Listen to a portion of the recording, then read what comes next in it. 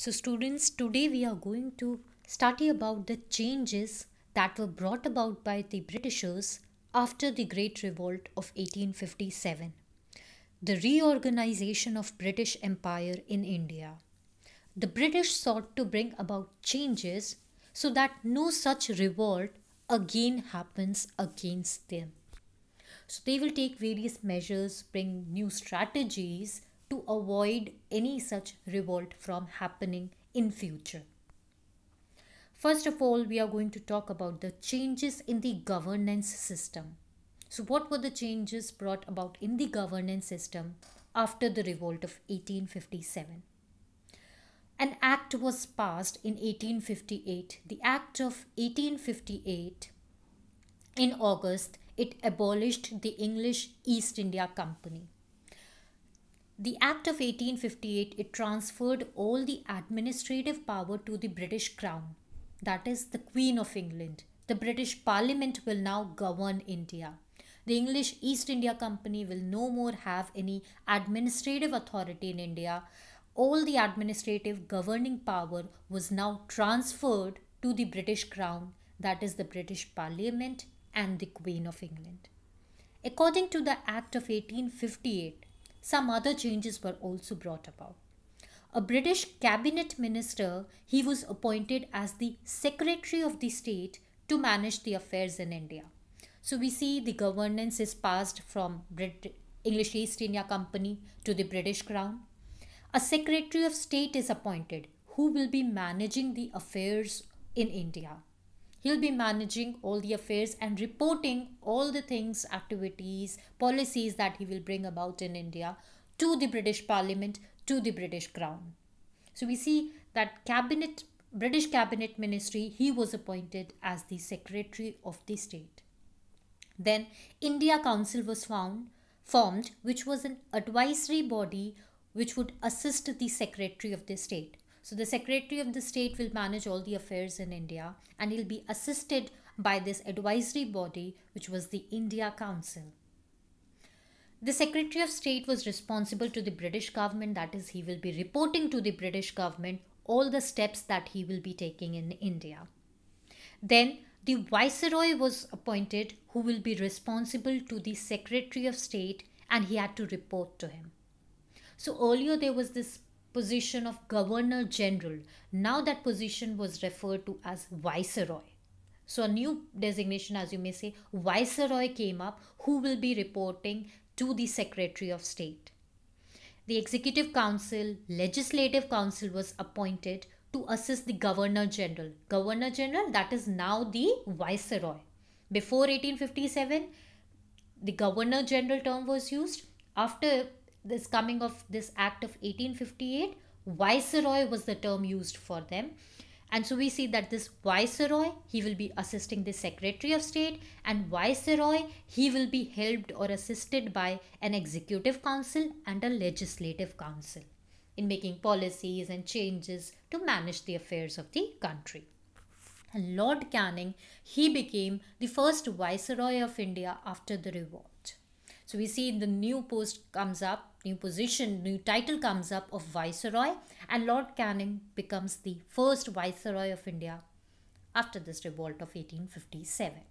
So these are the major changes that were brought about post this revolt of 1857. Next important thing is Queen Victoria's proclamation. So now we see that all the power and the authority was transferred to the British Queen. In 1858, after the suppression of the revolt, Queen Victoria, she issued a proclamation. According to this proclamation, she pardoned all the rebels. That is, all the people, the civilians and all the zamindars, peasants, all the people who had participated in the revolt, in the rebellion against the British, they were forgiven. It was declared by the Queen that they will not be punished and they will be forgiven for the revolt. However, those who were directly responsible for murdering the British officials, in this revolt we see that many British officials were killed by the people. So those who had directly killed any British official, they were to be punished. while the rest of all the people involved in the revolt or who are a part of the rebellion, they were forgiven, they were pardoned by the queen in her proclamation. Then, what other changes were brought about? As per to the proclamation, the rulers of the princely states. Now we see that many rulers of the princely states, they had turned against the British because of the doctrine of lapse, and because the states were being annexed by subsidiary alliance and other various methods by the British. So many rulers had turned against the British. So to please them, to ensure that the British forms friendly association with them, they are assured that they will be treated with dignity and honor. Britishers, they promised that they will no more annex their territories. They said that the doctrine of lapse was abolished. So one major change after the revolt was that doctrine of lapse was abolished. It was an attempt to please the local rulers to form friendly terms with them, because one of the major reason for their anger was this doctrine of lapse. Then the rulers of princely states, they were rewarded with titles and honors were given, and they were given assurance that we will maintain friendly terms with you. Then another major reason we have studied that social causes, religious causes, new laws that British were forming, that had angered the people and turned them against the British. So Britishers, they promise that they will no more interfere in the social and religious beliefs and customs of the Indian people. And that is why they stopped taking up any social reform and all. They said that whatever your customs and traditions are, you continue with that. We will not bring about changes. Because this was one of the reason why the revolt happened and the common people participated. So British thought, let's not interfere in those matters and let us not anger the common people, otherwise they will turn against us and another revolt might happen. So they make sure bring up such changes to ensure that no such revolt happens again. So this is what the Queen's proclamation said. Then there were certain changes brought about in the army. We see that it all began with as a Sepoy mutiny where the soldiers revolted against the British. So the British became very wary that they need to bring such changes in the army so that the soldiers do not take up arms against them, because this time they were able to manage to suppress. It is not necessary that each time they will be. So they wanted to bring about certain changes in the army so as to control the soldiers. The British, they reorganized their army to prevent another such revolt from happening. They increased the number of European soldiers in the army. Till now, very few European soldiers were called here and they were given only high posts. But now they thought, no, we need to include more European soldiers because they are more reliable, they will be loyal to us, and Indian soldiers are not much reliable. So they increased the number of European soldiers. They fixed the ratio of the European soldiers. In Bombay and the Madras armies, the ratio of British to Indian soldiers was 2:5. So for every 5, if there were 5 Indian soldiers recruited, there would be 2 British soldiers recruited. So the ratio was 2:5 of British to Indian. In Bengal army, the ratio was 1:2. That for every 2 Indian soldiers, there will be a 1 British soldier. So they increased comparatively. Before there were fewer European soldiers, now they had increased their number. Now, very important departments of the army like the artillery division, it was totally kept in the hands of European troops. Now, the Britishers did not trust the Indian soldiers, so all the important weapons, important departments, important high positions, they were all given to European soldiers, Europeans. Because they will be loyal to the Britishers, they can trust the European people, they did not trust the Indian soldiers. So all the important positions, they were now given to the European troops, including the artillery division. The Indians, they were deprived of the senior positions in the officer category.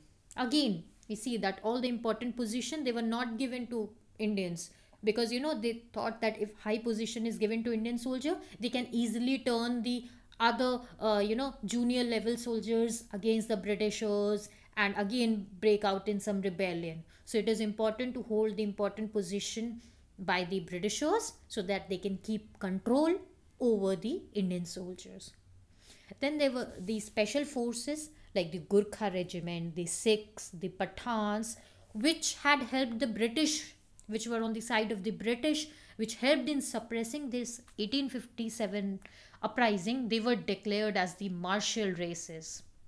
Very good, very apt races for army and all these purposes. So these which had helped the Britishers, they were declared as martial races, while the Awadh, Bihar and central India, where these soldiers had turned against the Britishers, they were declared as non-martial races, and they were kept out of the army because Britishers knew that they had turned against the British, they can't be relied upon.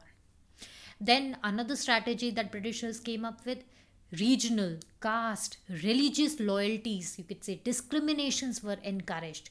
These thoughts were put into the minds of these soldiers that this, you belong to this region, you have this caste, this religion. So so as to never let the soldiers unite, to prevent patriotic feelings from developing, keep them divide and rule policy. So they try to divide them on the basis of religion, caste, and regional basis. So so as to never let them unite and take a stand against the British. So we see, these all changes were brought about the British. At some points they tried to appease, or please the common people, please the rulers, so as to not turn them against them. Then in the army they tried to control the soldiers by occupying important positions, important divisions, so as to not let them rebel against the Britishers. So these were various changes that were brought about after this revolt of 1857. The Tenancy Acts.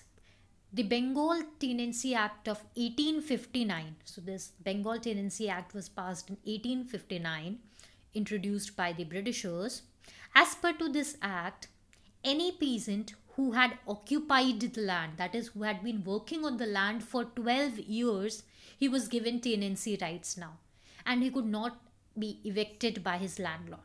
That is to say, if a peasant had been working for some landlord on the landlord's land for 12 years, then he will be given some rights. He can avail some rights. He cannot be subjected to discrimination. It is not that the landlord decides, okay, from next morning you're not going to work here, he can evict him at any point. No, there were certain rights given, tenancy rights given to that peasant, that suddenly the landlord cannot go on to increase the rent, increase the tenant of that particular peasant. He cannot remove him overnight. There were certain privileges or rights to be enjoyed by the tenant now after this Bengal Tenancy Act.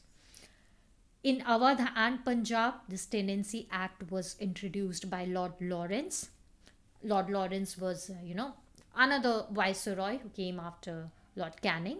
He brought about various good changes. He improved the irrigation system, sanitation, communication. He also introduced various relief measures. So he worked in generally the welfare.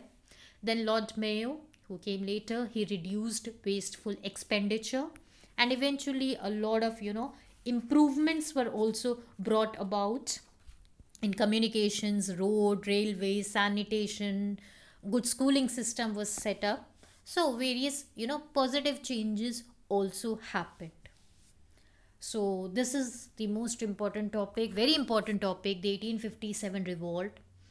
Between whom did it happen? When? What were the causes? What was the immediate cause? How did it begin at one place and then spread to various other regions? Why did it fail? Why were the Britishers able to suppress it? What was the nature of this revolt? What were the results? What were the changes brought about in the governance, in the army, and then social political scenario? What was the Queen's Proclamation? What was the big Bengal Tenancy Acts? These all things are to be known to you very clearly. So know everything about the India's first war of independence, the Great Revolt of 1857.